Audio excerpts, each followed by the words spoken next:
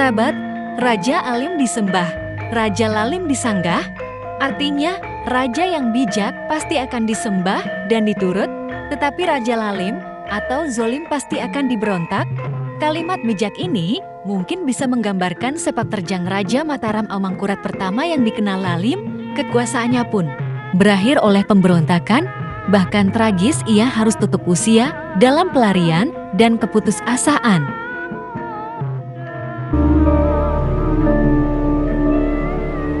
Keris itu akhirnya menusuk gadis cantik yang menjadi korban perebutan cinta gila sang Raja Mataram dengan putra mahkotanya.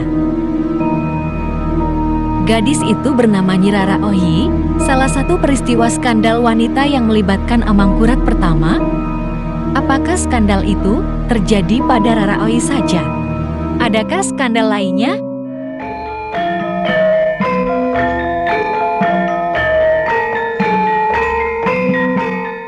Harta, tahta, wanita telah dimiliki Amangkurat.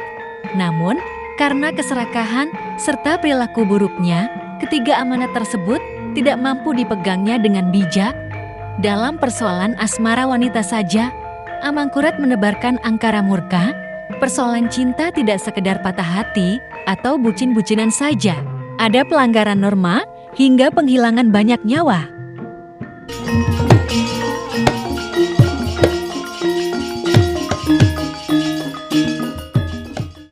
Pada tahun 1637 atau saat masih berusia sekitar 17 tahun, Amangkurat yang bernama kecil Raden Saidin lakukan intrik penculikan terhadap salah satu istri dari Temenggung Wiraguna. Komplotan penculik tersebut ternyata dibantu juga oleh pejabat senior Mataram sekaligus guru Raden Saidin atau Amangkurat muda, yakni Temenggung Danupoyo dan Temenggung Suraagul. Dibantu sekitar 20 abdi bawahannya, komplotan tersebut berhasil menculik istri tercantik Temenggung Wiraguna. Tindakan bejat ini akhirnya dilaporkan oleh Temenggung Wiraguna kepada Sultan Agung. Sultan Agung murka, Amangkurat muda diasingkan keluar keraton dan Temenggung Danupoyo mendapat tanggung jawab terhadap perbaikan sikap Amangkurat muda selanjutnya.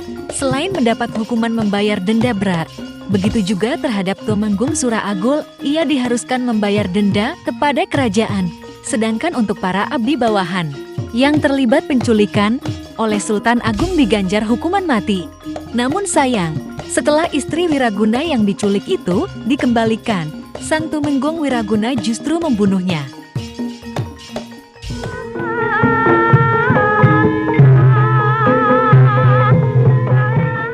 Saat sudah menjadi Raja Mataram, Amangkurat jatuh cinta pada istri seorang dalang.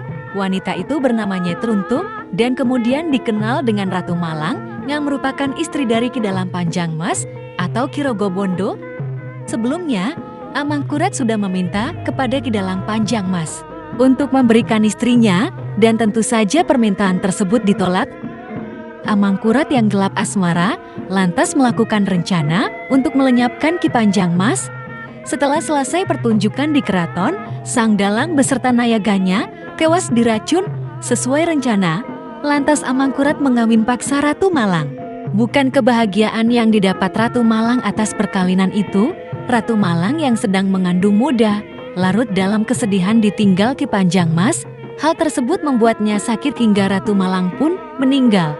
Mendengar kematian wanita yang dicintainya, Amangkurat kecewa dan murka. Kemarahan dan kekecewaannya ia lampiaskan dengan membunuh dayang-dayang yang menjaga Ratu Malang. Amangkurat menganggap para dayang tidak becus menjaga dan melayani Ratu Malang.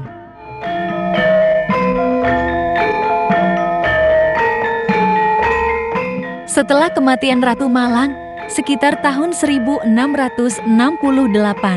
dua hulu balangnya, Nayatruna dan Yudhakarti berusaha untuk mencari pengganti.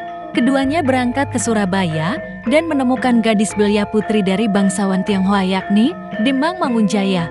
Kedua hulu balang tersebut langsung terpesona oleh kecantikan gadis yang bernama Rara Oyi, kemudian membawanya ke Keraton Mataram. Amangkurat sangat senang atas kedatangan Rara Oyi dan langsung jatuh cinta kepadanya. Namun karena masih sangat belia, Rara Oyi tidak langsung dinikahi. Amangkurat lalu menitipkan Rarahoyi kepada Demang Wirareja sampai kemudian dewasa.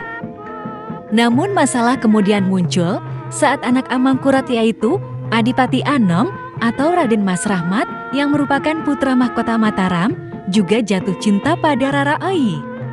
Sang putra mahkota menyadari bahwa Raraoyi adalah calon selir ayahnya, namun dirinya tidak bisa menahan perasaan cintanya. Bahkan Adipati Anom menjadi sakit-sakitan karena cintanya yang tak terbalas. Pangeran Purbaya yang mengetahui hal itu merasa tidak tega.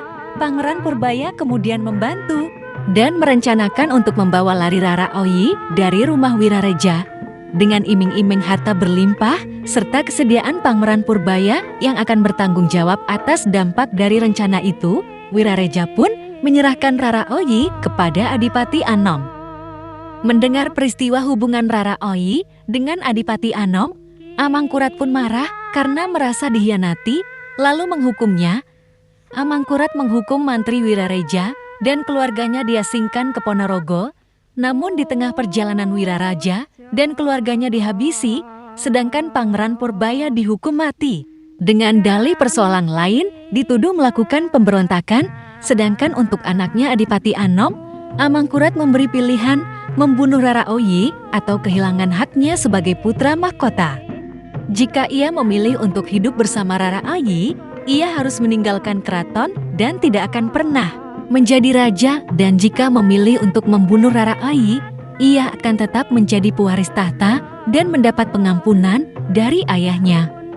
Adipati Anom akhirnya lebih memilih untuk menghabisi nyawa Raraoyi.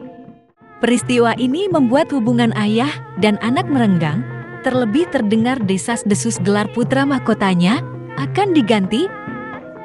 Dendam dan kekhawatiran itu membuat Adipati Anom melakukan percobaan penggulingan ayahnya dengan berkoalisi bersama Trunojoyo.